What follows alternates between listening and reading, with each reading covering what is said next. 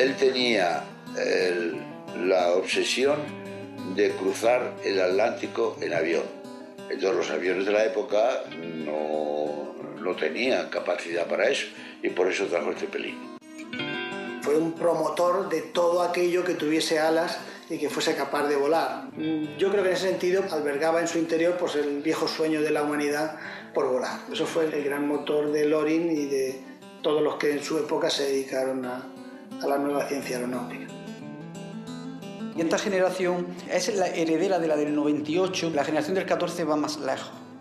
Parte del análisis de esa decadencia, pero quiere cambiar la realidad del país. Quiere modernizar a España. Fue un hombre inquieto, ¿no? Desde el punto de vista de los negocios. Era ingeniero de caminos y es el típico pues, que se hizo rico y se arruinó 20 veces. Un hombre despierto, espabilado y bastante idealista, o sea, bastante visionario, ¿no?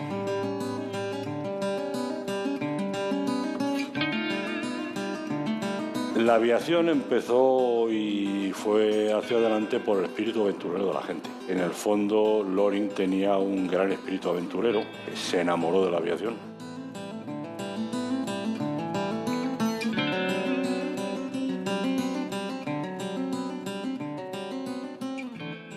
Loring, desde sus primeras enseñanzas en Málaga, tiene un interés por la técnica. Tenía la posición económica que le permitía cursar los estudios de ingeniería de caminos de forma civil. Llegó a Madrid, tenía capital, tenía su carrera, y lo primero que hizo fue comprarse un avión, porque le gustaba a él pilotar.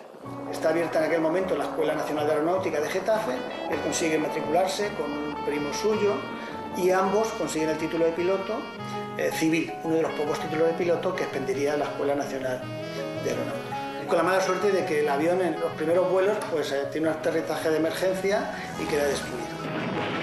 Cuando se destruye el avión que él ha comprado, pues llega a sus oídos de que en Barcelona están fabricando aeronaves y se va presto a comprarse un nuevo avión a Barcelona. Por el precio de 14.000 pesetas, vuelan el avión, que vuela muy bien, pero en el segundo vuelo pues, también hace un aterrizaje de emergencia y queda destruido. Y entró en este Puig como Abella, se llamaba, que ya hacían aviones, y allí empezó. Como era ingeniero, lo entendía, le mandaban que hiciera proyectos de aviones, pues y se animó. Tiene la fortuna de ir encontrándose con personajes tan apasionados como él o más, que lo llevan por esta vía. Por eso cuando Emilio Herrera le proponen hacer la línea de dirigibles, él se vuelca a ese proyecto tan novedoso en el que nadie creía. Loring se hace cargo de la dirección de Talleres Sebeter y allí empiezan sus trabajos de diseño de aeronaves. Allí sale el Loring Pujol 1. Tiene un contacto también muy singular en otra empresa que él crea, también de la mano de su hermano Manuel, que es la helicostelación Pescara. Surge de la mano de Raúl Pateras, Marqués de Pescara, y promueven la fabricación de un helicóptero que bueno, pues tampoco hará algunos vuelos en Barcelona, pero que no llegará mucho más allá, cuyo desarrollo se continúa luego en Francia.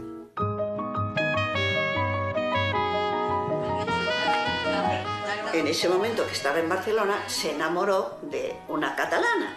La vio un día por el Paseo de Gracia, que iba con su madre, que se iba sentando en todos los bancos porque le dolían unos zapatos nuevos que llevaba, y a mi padre le hizo gracia. La siguió hasta ver dónde vivía y bueno, y la empezó a cortejar y no paró hasta que se casó con ella. Papá era un encanto, vamos, por lo que cuentan la gente. Un hombre abierto y simpático y alegre y ocurrente.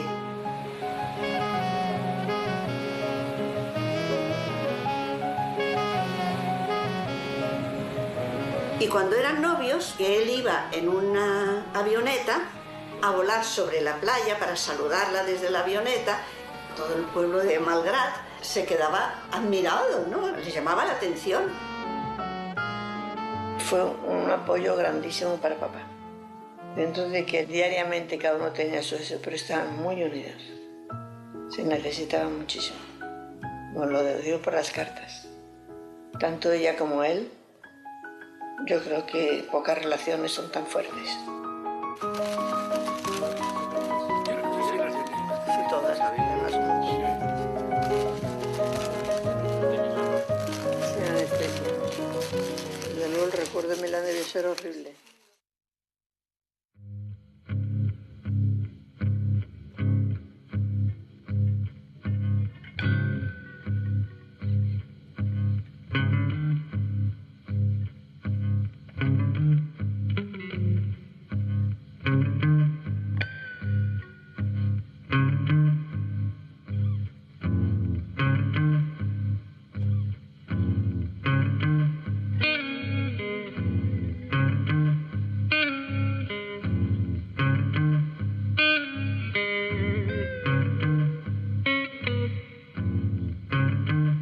Querida Montserrat, pensaba haber ido a Alemania por Barcelona para arreglar de verte, pero tengo que pasar por Bilbao para la firma de la Sociedad de los Cepelines y no hay modo de hacer combinación.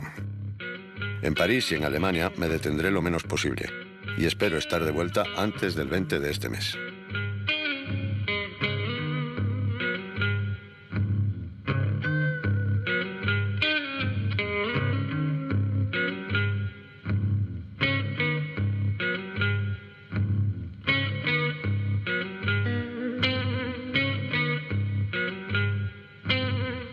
Cuando acaba la Primera Guerra Mundial y se firma el Tratado de Paz de Versalles, Francia y los países ganadores también pretenden hundir, o por lo menos anquilosar, la industria armamentística y bélica alemana. Y una de sus piezas es la industria aeronáutica. Dentro del Tratado de Versalles se impide en Alemania la fabricación de aeronaves y dirigibles en su país. Eso hace que Alemania tenga que acudir a varios subterfugios para seguir fabricando aeronaves. Hugo Echner y la empresa Luftbau Zeppelin se dan cuenta de que los estudios meteorológicos que Herrera venía haciendo de la zona eran fundamentales. Todos siguieron las rutas del Atlántico Sur, que eran las que Herrera siempre defendió como vía más segura para mantener vuelos regulares. Dentro de los grandes proyectos que tenía Alemania era unir Europa con Sudamérica. Y era un proyecto que pretendía suplantar la pérdida de las colonias que ellos habían tenido en África. Aprovechar los recursos naturales de Sudamérica para un neocolonialismo que impulsara su economía. Entonces, la línea de comunicación con Europa era vital. Pero como ellos no pueden volar de Alemania a Sudamérica, por su impide el Tratado de Versalles, pues promueven la creación de una compañía en España que era la Colón Transaérea Española. Todo va saliendo bien, gracias a Dios. En Sevilla se probó el aparato alemán, que ya está haciendo el servicio. Y aquí en Bilbao ha quedado acordada la constitución de la Sociedad de los Cepelines, de la que es probable me den la gerencia. Él asume un compromiso serio con la Transaérea Colón y él se convierte pues prácticamente en el director técnico de la empresa. Están reunidos en Friedrichshafen el primer lote de viajeros del Graf Zeppelin. El día es espléndido. El Graf Zeppelin es tan grande que al primer golpe de vista en el cobertizo donde está no se le ve. Parece un gigantesco monstruo de Aquarium este pez volador. La longitud total del Graf Zeppelin es de 236 metros y un diámetro máximo de 36. En Sevilla bajarán 4 viajeros y subirán 2 representantes de la aeronáutica española, el teniente coronel Emilio Herrera y el infante Alfonso, invitado por la Casa Zeppelin. Damas solamente van 2, Frau Borley y Lady Grace Drummond-Hay. Periodistas somos 3, un alemán, representante de la casa editora Ullstein, un norteamericano por la prensa de Hearst y yo, Corpus Varga, corresponsal de La Nación. El Estado Mayor del Graf Zeppelin va completo, con el doctor Hugo Echner en la cabeza y el comandante Lehmann en el mando. Desde prácticamente 1920 yo veo una empatía entre Herrera y la Luftbau Zeppelin. Es verdad que Hugo Echner es una persona muy afable, que respeta y valora muchísimo a Herrera. No hay que olvidar que Hugo Echner, que lleva a cabo el éxito de esta empresa, era un doctor en filosofía. Es decir, él se recicló, aprendió muchísimo de dirigibles, pero él no era ni un ingeniero aeronáutico ni era un tecnólogo de la aeronáutica. Herrera sí lo era. Y yo creo que ahí se produjo una feliz conjunción. Loring y Herrera coincidían plenamente en un objetivo que era el desarrollo de la aviación española. Uno era fundamentalmente el científico, el tecnólogo, el otro el hombre de empresa, pero también con una sólida formación. Y él entra en asociación con varios personajes importantísimos. Entre ellos, el propio Alfonso XIII pone capital para esta línea que va a ser Sevilla-Buenos Aires. En las listas de pasajeros aparecen hombres de negocio y van a hacer operaciones financieras.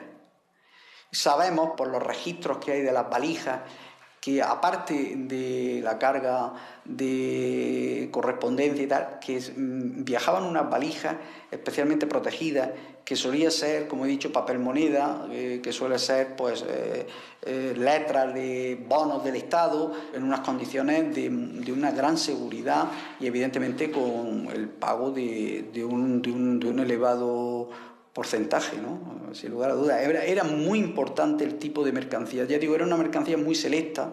Incluso en algunas ocasiones se transportaron cargas de diamantes.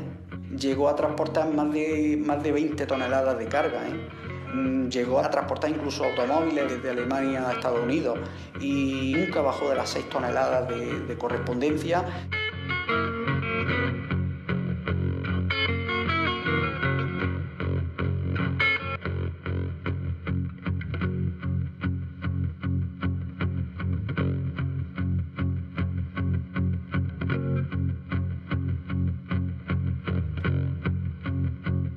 Europa fue pionera en el transporte primero de correo y luego poco a poco, según fue habiendo aviones modificados con más capacidad, pues incluso para transportar pasajeros. Y evidentemente Loring, que veía cualquier oportunidad en el mundo de la aviación y enseguida la ponía en marcha, pues no podía estar ajeno a eso. Ya estando en Barcelona, él se adentra en una aventura de transporte aéreo, posiblemente de las primeras aventuras que se producen en España, y es la línea Barcelona-Palma de Mallorca, principalmente para el transporte del correo aéreo, que una carta tardase 8 o 10 días desde Barcelona a Palma, pues pasaba a ser de un solo día. En aquel momento la única opción era con hidroaviones. En el primer vuelo de la línea va el propio Loring. Va Loring, el piloto Gino Gianello, que es el piloto de la Casa Saboya, y un periodista, Code Triola, que es el que los acompaña. Vuelan desde el puerto de Barcelona al puerto de Palma y regresan con un éxito total. Aquí hay un gran entusiasmo por los vuelos y por la línea aérea que vamos a hacer. Todo el mundo nos atiende mucho y nos da toda clase de facilidades para ir organizando las cosas. Todos los periódicos apoyan la idea y espero que hagamos bien todo lo que nos hemos propuesto. La aviación, al lado de otros inconvenientes, tiene esta ventaja, que todo el mundo se interesa por ella y ayuda en lo que haga falta. Me están dando prisa para marcharnos. Vamos al puerto a elegir sitio para construir el hangar y los talleres. La Autoridad Aeronáutica Española no termina de concederles la autorización y sobre todo la subvención para el vuelo. Hay que pensar que en aquellos años 20 todas las líneas aéreas eran subvencionadas. No había posibilidad de mantener una línea si no era con la subvención del Estado.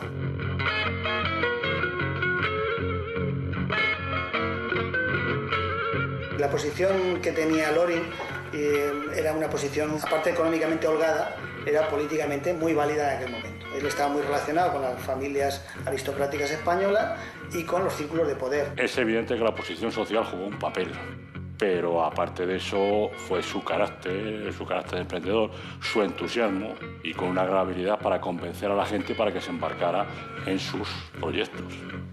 El rey era el primer interesado en que la industria aeronáutica se desarrollara todo lo moderno de los trenes, los dirigibles y especialmente los automóviles y aviones. Él tenía los coches más avanzados, visitó a los hermanos Wright. También era indudablemente un enamorado de la aviación. Y claro, desde su puesto como rey, él no podía hacer directamente los aviones, pero sí que su estímulo y su apoyo estaba allí donde hacía falta.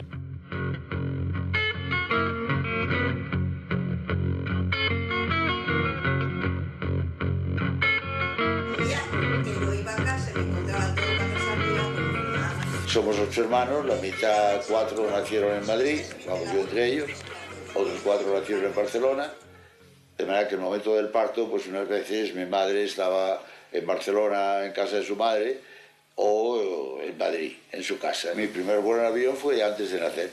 Tengo todavía guardado por ahí en algún sitio un billete de avión en la compañía Clasa de Barcelona a Madrid a nombre de Montserrat Miró Bordas, mi madre, y de una hermana mía, Mercedes Loring Miró, que debía tener entonces 4 años o cosas así. El día 4 o 5 de octubre de 1929. Y yo nací el 16 de octubre de 1929. En un Junker o en un Fokker íbamos de Madrid a Barcelona y nos sacaban una foto antes de salir por si se caía el avión, saber quiénes iban dentro. O por salíamos en el periódico. En el ABC ponía: el constructor de aviones, don Jorge Loring, se traslada a Barcelona con su familia. Yo creo que había sitio para 30 personas. Los niños en fila, con mis padres, a veces estaba una hermana de mi madre, estaba mi Jenny, las niñeras, el ama del último que había nacido, que siempre tenía su ama, y luego había siempre un matrimonio, alguien que había viajado con nosotros. Una hermana mía, Nuria, pues tuvo en alguna ocasión, no sé qué era, tosferina o algo así, y le recomendaron climas de altura. Entonces la solución fue que mi padre se la llevaba en avión y le daba un paseo en avión todos los días por la mañana, y esos eran los climas de altura. Y dentro del avión jugábamos, corríamos para arriba y para abajo, eso de ir atado así, ¿no? Y había momentos en que cuando el avión pasaba de la montaña al valle, le chupaba, el valle chupa, entonces el avión bajaba rápido, mira, entonces se nos metía el estómago para adentro.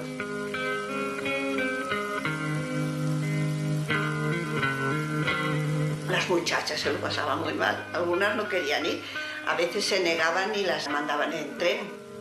Cuando veíamos abajo el mar nos daba mucho miedo de caernos, sin embargo sobre la tierra no nos daba miedo, nos gustaba mucho ver el paisaje desde arriba.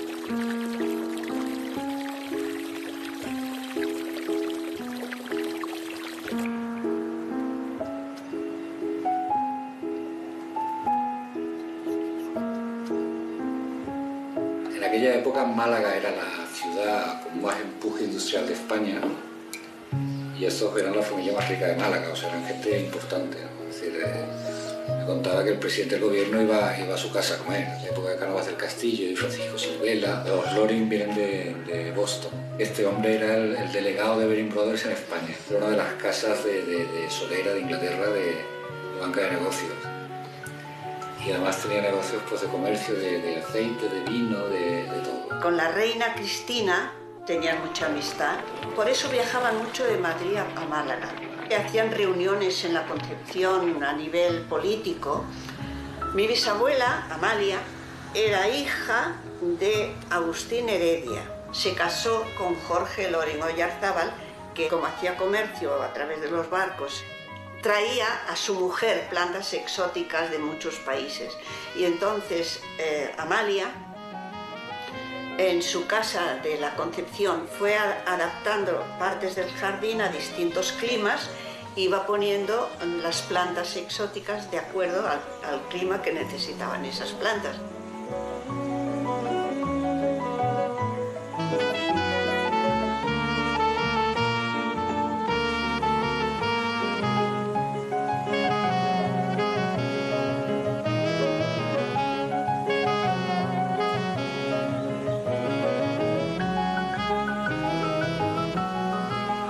También en un momento en que en Málaga hubo una epidemia de cólera, que fue horrible, pues ellos dieron orden a todas las farmacias que facilitaran los medicamentos a la gente, y con eso se pudo cortar la epidemia. Fue una cosa tan importante que les dieron el título... Ahora me voy a... Yo soy tonta, pero me emociono cuando digo cosas.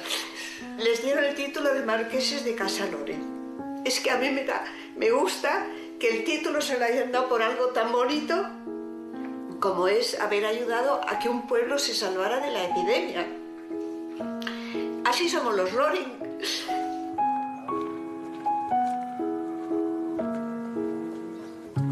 Mi abuelo lo mataron por política, porque un día discutiendo con un periodista en un bar, al salir del bar, este señor le pegó 2 tiros y lo mató, cuando mi padre tenía 2 años. Pero estaba en la Concepción.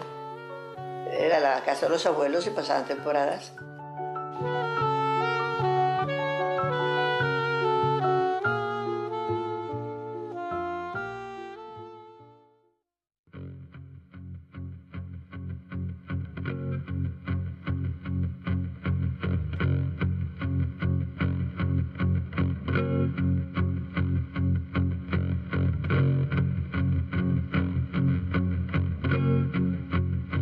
El transporte aéreo, como tal, nace en Europa después de la Primera Guerra Mundial. Llegó el piporrazo, los países beligerantes se encuentran con muchísimos pilotos y muchísimos aviones a los que no hay uso de dar. Solamente las autoridades de la Dirección General de Correos y de Comunicaciones veían las ventajas que el transporte aéreo podía tener a la movilidad. Los aviones grandes de bombardeo eran adaptables para uso como transporte de correo. Hay una serie de países europeos que tienen colonias, por ejemplo en África. El transporte de correo y documentación rápidamente pues es un beneficio tremendo. Se promueven 3 líneas aeropostales. Solo la línea Sevilla-Larache recibe el apoyo para montarse como línea aeropostal, pero ocultando el interés que también tenía el ejército para comunicar el mando del protectorado con la península. La compañía empieza a funcionar en octubre de 1921 con aviones de Havilland DH-9. Tiene una eficacia y una regularidad muy encomiable durante los años 20.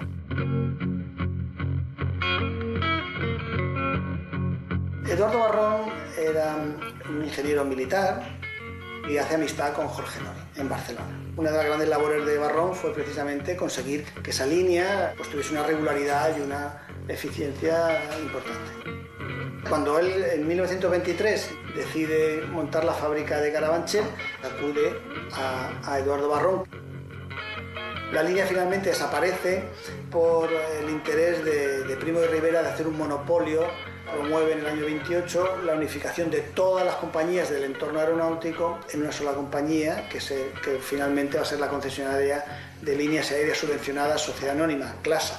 Entonces el Loring se integra también en CLASA, en la concesionaria, como representante de talleres Loring, y con esa posición que él tiene en el Consejo de Administración de CLASA llega a ser el consejero delegado de la compañía estatal de líneas aéreas Sociedad Anónima. Los conflictos bélicos son los que han promovido el desarrollo de la aviación. La aviación tiene la virtud de que atraviesa las fronteras y que todo lo que hasta entonces, desde el punto de vista bélico, era poner trincheras, poner obstáculos naturales, pues desaparece con la aviación. Los aviones de los precursores utilizaron motores de explosión que había disponibles, motores de automóvil más o menos modificados, hasta que estalló la Primera Guerra Mundial. Entonces se pidió a los fabricantes de motores que hicieran motores más eficientes y mejor adaptados a su empleo en aviones, entre otras cosas por las maniobras que los aviones debían hacer en combate y por la fiabilidad. Porque hay que tener en cuenta, y eso es una constante que ha sido, es y será, es que los aviones llegan hasta donde son capaces de llegar los motores. Durante la Primera Guerra Mundial ya España, y a pesar de su neutralidad, hizo una aportación que fue decisiva para los aliados, que fue el famoso motor hispano-suiza, con el que se dotaron un gran número de aviones de combate aliados y que le dio la superioridad aérea a los aliados sobre los alemanes. España no había participado en la Primera Guerra Mundial, entonces tienen que acudir a fabricar aviones con licencia de fabricación extranjera, en este caso de los Fokker o los Breguet.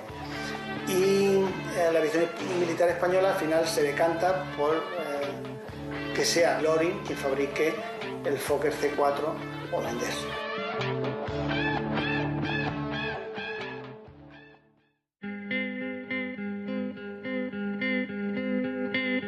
Al terreno del futuro aeródromo he ido varias veces y cada vez se pierde otro día.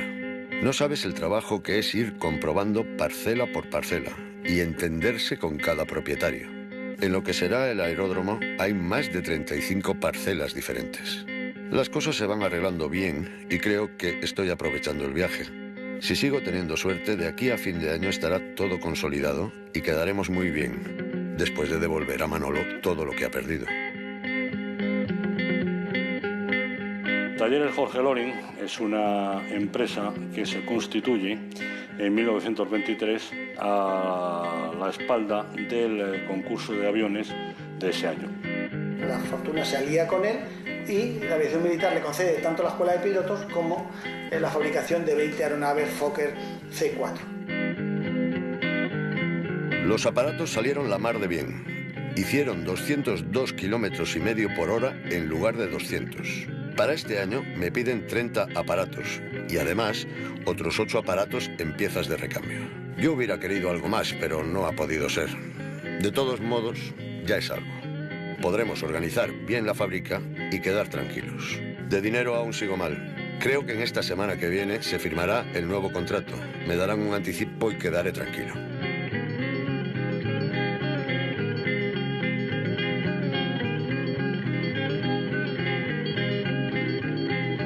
No era una fábrica al uso, sino que era una fábrica que disponía de ciertos avances sociales para la época. Se montó un taller de aprendices. Para los obreros había puesto un comedor para facilitarles la comida, que no tuvieran que llevar la comida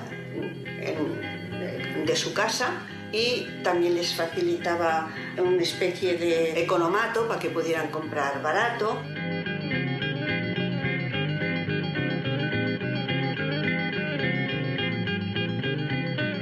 De hecho, en todo el tiempo que él dirigió la fábrica, no se conoce que hubiesen conflictos laborales que paralizaran la producción o que tuviesen algo que ver con actividades de esa naturaleza.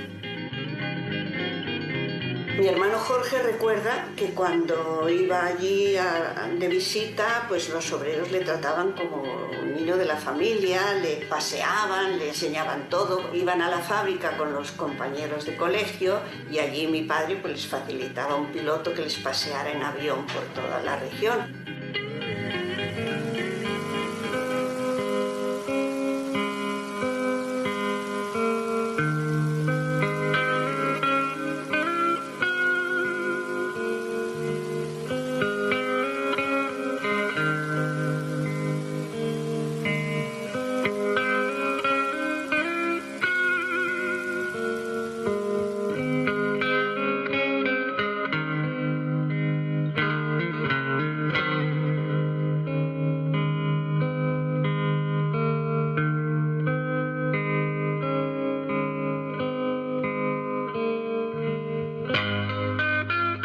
Las dos industrias aeronáuticas más importantes que había en España eran Casa Construcciones Aeronáuticas, fundada por José Ortiz Echagüe en 1923, y Talleres Loring, Jorge Loring. El salto a la gloria de las líneas comerciales civiles españolas es el puente aéreo que empieza en Nuevo Loring y Iberia.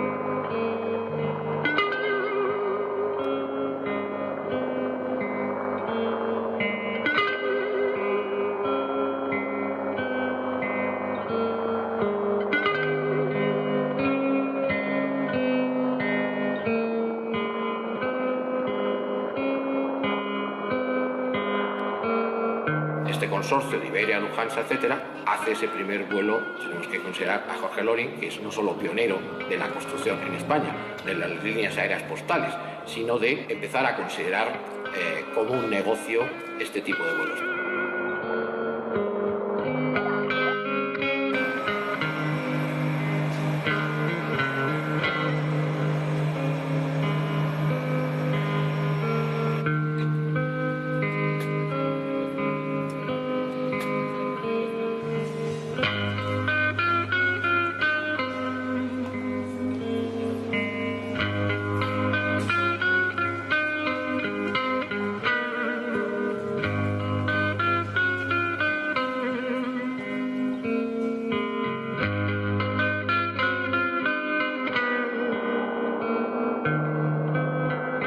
la aviación militar en 1929, en una época en la que el directorio de Primo Rivera ha favorecido mucho el desarrollo de la industria en general y la aeronáutica en particular, le concede a Talleres Loring la realización de un autogiro C12.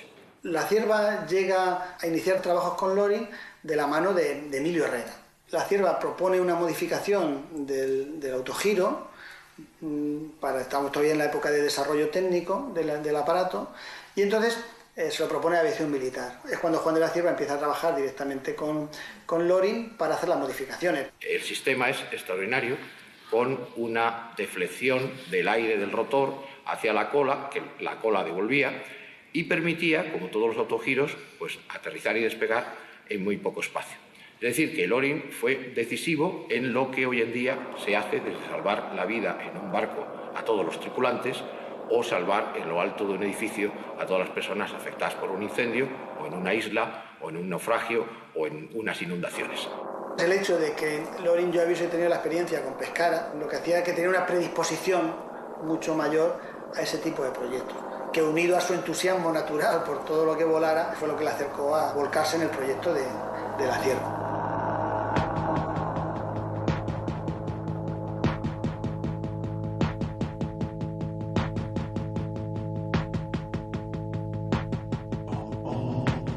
Los grandes trabajos de Loring en Sevilla son inmensos para conseguir los terrenos para el aeropuerto de dirigibles.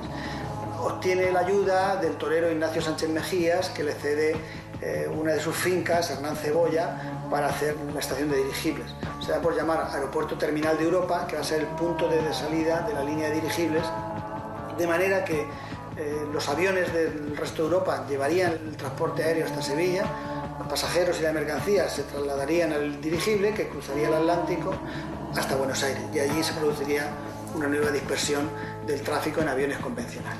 Tenía una envergadura muy superior al Titanic, o sea, que hay que tomar esos datos, tenerlos presentes. Estamos hablando de una nave impresionante en volumen y en dimensiones en todos los sentidos.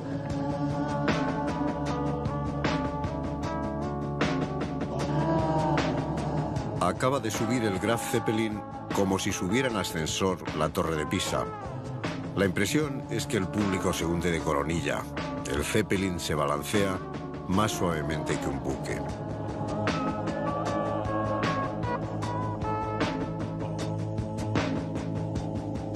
Brilla la cinta estirada de un río. Hemos pasado las Islas Baleares para venir a Cartagena y seguir a lo largo el perfil adusto de España. El viento es favorable, hacemos 200 kilómetros por hora. Encontramos limpio de nubes el estrecho de Gibraltar. El mar, tomado aquí por la cintura, entre Europa y África, se hace espuma tumbado al sol. El gran Zeppelin contonea el peñón, parece que lo está festejando. El Zeppelin flota.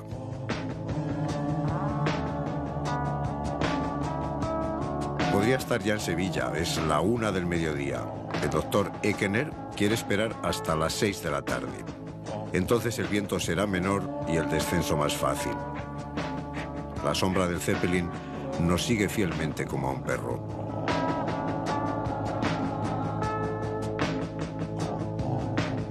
Vamos descendiendo. Sevilla aparece como una paloma sujeta con la cinta del Guadalquivir.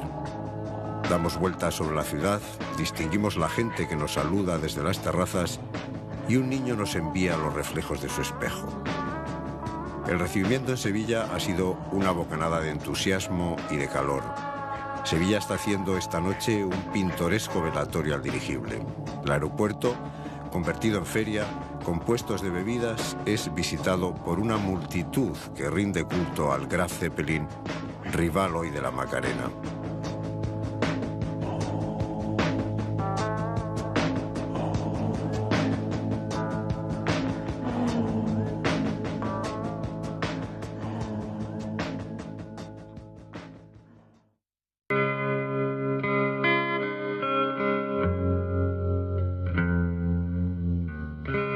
Mi padre tenía distintas facetas, ¿no? La faceta humana y esta faceta de emprendedor, que es lo que le absorbía muchísimo la vida.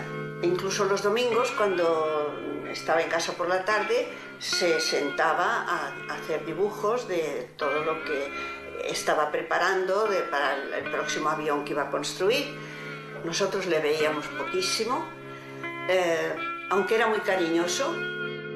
Había cosas bonitas y cosas difíciles. Me acuerdo una vez, yo solo tenía 6 años, pero me acuerdo que tuvo un disgusto muy grande un día que se estrenaba un avión. El trimotor Loring era un avión en la línea del Fokker F-7, un trimotor de pasajeros. En julio del año 32, en un vuelo de pruebas, se estrelló pues, muy cerquita de aquí. Los tubos de acero con los que se había construido el fuselaje eran de importación, habían sido traídos en barco y en la bodega hubo un incendio. Ese incendio habría calentado, había elevado sensiblemente la temperatura de esos tubos, que habrían perdido propiedades mecánicas por el efecto del calor. El piloto, pues al subirse al avión, cogió mal la velocidad, subió demasiado en picado y entró en barrena. Entonces no pudo controlarlo y se estrelló y se mató. Y eso para mi padre fue un disgusto horrible. Yo me acuerdo, pues ahora sí me voy a emocionar, porque recuerdo cómo mi padre sufrió. Porque no solo se mató el piloto, es que se mató también su chofer, Aurelio, que era como de la familia, que había ido a llevar al piloto un almohadón a última hora y se quedó. Se quedó dentro del avión y cuando mi padre vio que la tragedia, empezó a llamar a Aurelio, Aurelio, y Aurelio no aparecía y estaba dentro muerto. Eso fue para él horrible.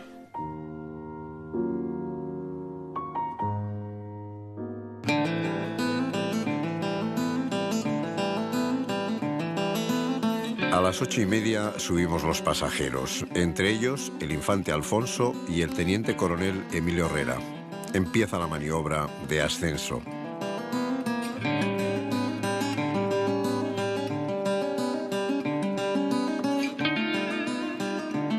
Vamos hacia las Canarias. El dirigible navega aprovechando los vientos como un barco de vela.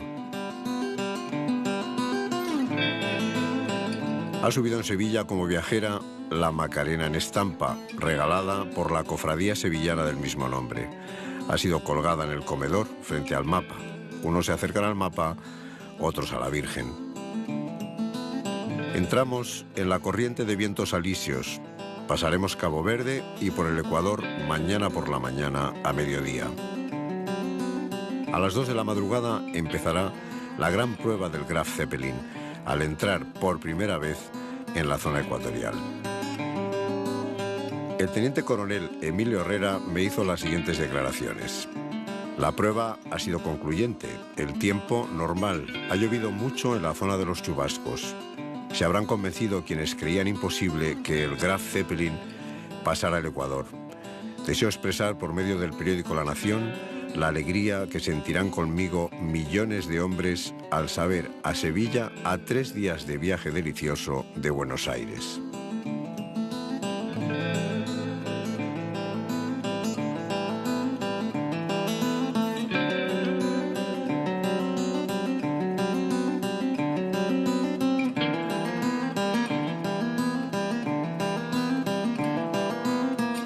De Sevilla a Pernambuco, el Zeppelin ha tardado exactamente 3 días y 2 noches.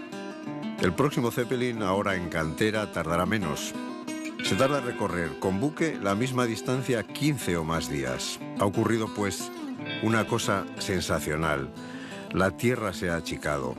Es un triunfo de la técnica, nada más y nada menos.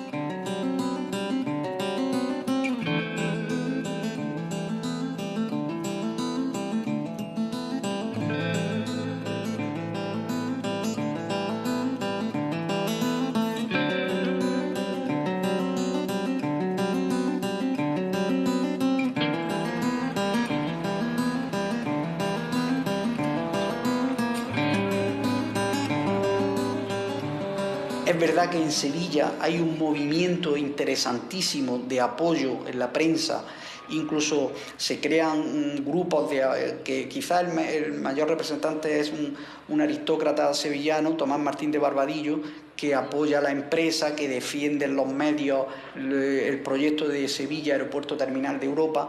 Y bueno, esto realmente chocó, yo creo que chocó en España con la oposición de grupos financieros y de grupos navieros, sí. Mientras que el dirigible se planteaba atravesar el Atlántico en 3 días y medio, los paquebotes más rápidos del tiempo no lo podían hacer en menos de 10 o 12 días.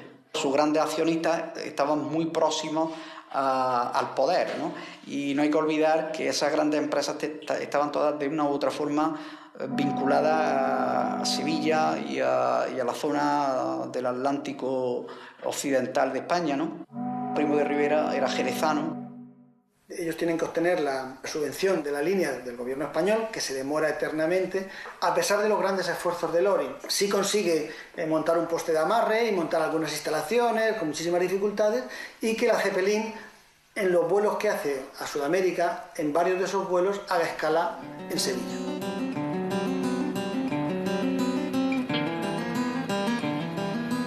Desgraciadamente es una estrategia muy sutil, porque el gobierno en ningún momento le dice que no, sino simplemente se produce una serie de dilaciones. Y claro, llega un momento en que los alemanes, sobre todo, se dan cuenta de que el gobierno español no estaba dispuesto a hacer la inversión. Con Primo de Rivera es evidente. Hay ciertos intentos por recuperar el tema en la República. De hecho, sabemos que Lerroux se desplaza a Sevilla y vuelan por la Baja Andalucía, hace un vuelo en 1934 en el Graf Zeppelin. Hugo Echner y Emilio Herrera visitan incluso a Azaña en su etapa de ministro de la Guerra para que vea el proyecto, y Azaña lo acoge bien, pero aquello no prospera. Ese proyecto en Europa generó unas tensiones tremendas, y Francia además compra voluntades en España. Compra voluntades de políticos y desgraciadamente también del ámbito aeronáutico, ¿no? Que emprenden unas campañas durísimas contra dirigibles. En ese periodo de tiempo tan dilatado en el que el proyecto de la Colón Transaérea Española está vivo, pues se levantan las restricciones a Alemania para la fabricación de dirigibles y de movilidad aérea, ¿no? Con lo cual, evidentemente, la Zeppelin pierde su interés en la Colón, abandona el proyecto desde el punto de vista técnico y yo creo económico, y al final todo se viene abajo, porque creo que se llegó tarde, aunque la idea podía haber sido muy laudable.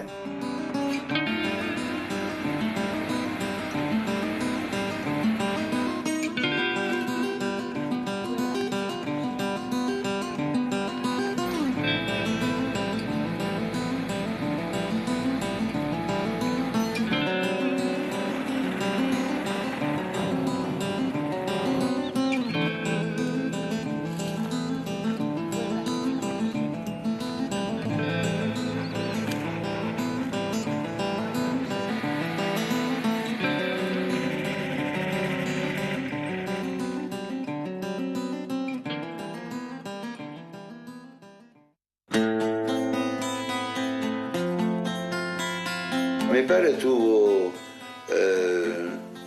problemas económicos graves a partir del crack de la bolsa del Nueva York, de Wall Street, en octubre de 1929, casi la misma fecha de mi nacimiento. Y es el momento en el que las deudas que Loring había contraído con todos los proveedores y demás, pues le hacen tener que acudir a muchísimos pleitos que había presentado en su contra y perder la fábrica.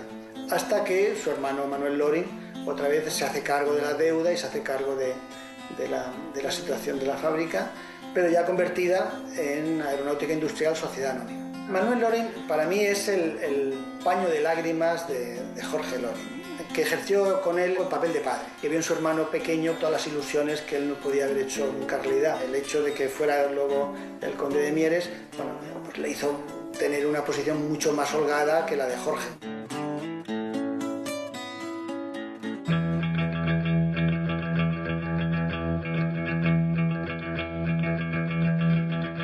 Cuando se inicia la sublevación militar de julio del 36, la fábrica de Loring en aquel momento tiene un nivel de actividad razonable, ¿no? Se ve incorporado a la fábrica unos años antes Arturo González Gil, que es un ingeniero muy importante, organiza un batallón con los obreros de la fábrica y con el resto de las fábricas de Madrid para oponerse a la sublevación, y muere pocos días después en el frente de batalla.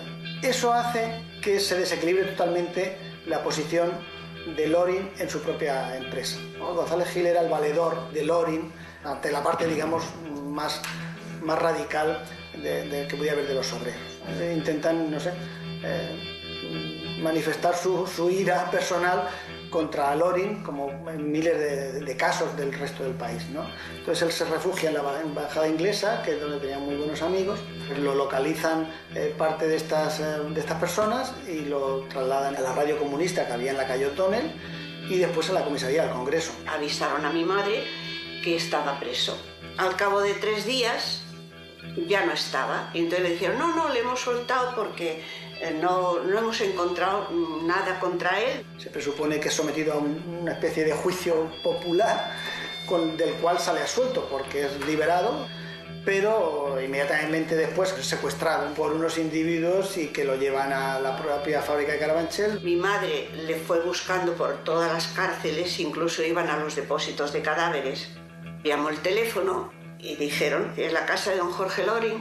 Pues mire, que está aquí su cadáver, está aquí el cadáver de don Jorge Loring en el cementerio de Carabanchel, que vengan a reconocerle. Mi madre se quedó hundida totalmente, que le reconocieron, fíjate, por los zapatos, porque él siempre se hacía los zapatos iguales y claro, eso era inconfundible. Tiene una mentalidad bastante abierta a muchos aspectos de la vida. Y no creo que hubiese una cuestión política en su muerte. Son una serie de muertes absurdas que no se hubieran explicado de ninguna manera de no ser por ese ambiente de crispación extraordinario que tenía España en aquel momento y que yo atribuyo en su gran mayoría a los anarquistas. Anarquistas que en muchos casos fueron manipulados por otros, a veces de ideologías opuestas, y que son los que en aquel momento hicieron a España ingobernable. Madrid estaba ya cercada por las tropas de Franco. Introdujeron la población civil hacia el centro. Y un día llegó un señor con una bandera que parecía republicana, era belga, un señor que se llamaba Saki, que no nos conocía de nada, pero que había oído hablar de nosotros, y dijo, bueno, pues, ¿qué necesitan? ¿Qué es en qué les puedo ayudar? Y a nosotros nos consiguió viajar por medio de la Cruz Roja a Barcelona. A mí me llevaron a casa de unos primos que estaban bien colocados y tenía una niña de mi edad y estuve allí como una prima refugiada.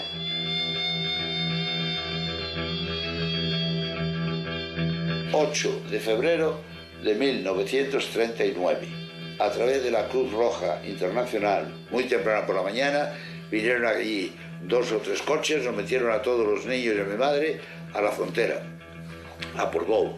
De manera que salimos de Barcelona, yo creo, 5 días antes de que entrara Franco. Hicimos un viaje bastante largo, yo recuerdo también un tren de esos antiguos, cruzando toda España, sin pasar por Madrid, claro, por Extremadura, hasta Málaga. Y fuimos a parar a casa de mi tía Cristina. La que tuvo mérito es mi madre recibiendo ella, ya viuda, con los 14 niños, sobrino y cuñado en cantidades asombrosas, porque llegaron los de Madrid, llegaron los de Almería y aquello era el enjambre número 1, sí. Con un jardín grande de 2000 metros cuadrados en donde estábamos todo el día juega que te juega todos los primos. Era un chalet con 2 plantas y un altillo, y en el altillo era un cuarto de baño, una habitación, una terraza, vivíamos allí. Mi madre se queda paralítica al mes de morir mi padre. Nos dirigía y nos ordenaba y nos educaba con la vista nada más. Así de mérito tiene. Esa es la realidad.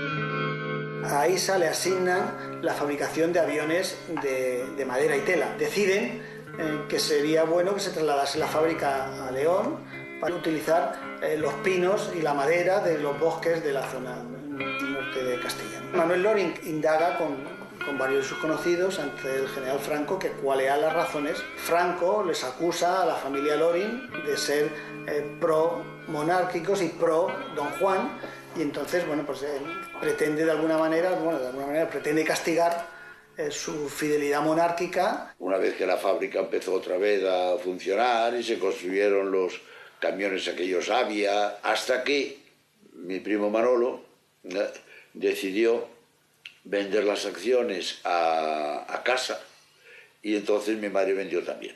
El hecho de que sus hijos se hayan dedicado a la vida religiosa, pues eso hace que la figura de los padres no tenga la visibilidad que en el caso de que los hijos se dediquen a una actividad similar a la de los padres y la continúen. Evidentemente la historia de mi familia está muy condicionada por la muerte de mi padre, eso es evidente, y por la situación de la guerra y por esa época de mucha precariedad económica. Cuando mataron a mi padre, mi madre tenía 36 años y 8 hijos, el mayor de 15, y nos sacó adelante. Si eso no hubiera ocurrido, pues mi familia sería otra cosa. Bien, ¿qué cosa? Ni idea.